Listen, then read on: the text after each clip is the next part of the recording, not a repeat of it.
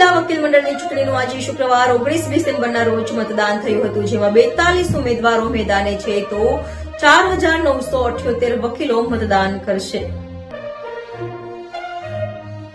સુરત જિલ્લા વકીલ મંડળની આજે 19 ડિસેમ્બરે ચૂંટણીનું મતદાન સવારથી શરૂ થયું છે. છેલ્લી ઘડી સુધી પેનલ બનાવવામાં અસમંજસ રહ્યું હોય ડિસ્ટ્રિક્ટ જજની મનાઈ છતાં કોર્ટ કેમ્પસમાં બેનરોથી વિવાદની શક્યતા જોવા મળી હતી.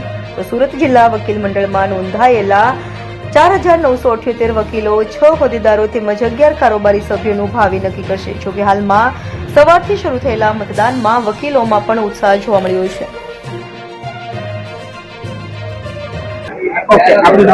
મારું નામ ગણેશ પાટીલ છે. ગણેશભાઈ, આજે 12 કાઉન્સિલરની ચૂંટણી થઈ ગઈ છે, કેટલા ઉમેદવારો એમાં પાર્ટિસિપેટ છે?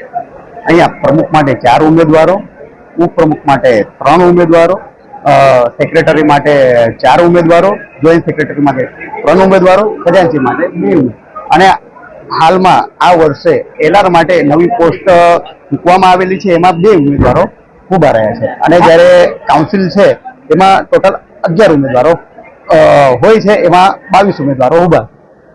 આજે 12 કાઉન્સિલરની ચૂંટણી થઈ ગઈ છે, વકીલો માટે કેટલો ફાયદો થાય? વકીલો માટે એટલે વકીલોને લગતી કોઈ સમસ્યા હોય, જુનિયરો હોય, સિનિયરો હોય, કોર્ટ બિલ્ડિંગને લગતી કોઈ સમસ્યા હોય, કોઈ જુનિયરોનું શોષણ થતું હોય, કોઈ બીમારીથી પીડાતું હોય, એટલે એને જે આ બાર છે, જે બેચ છે, એને સપોર્ટ કરે કે એને મદદ કરે, બસ એટલો ફાયદો હોય છે. કેટલા વકીલો આજે વોટિંગ કરે?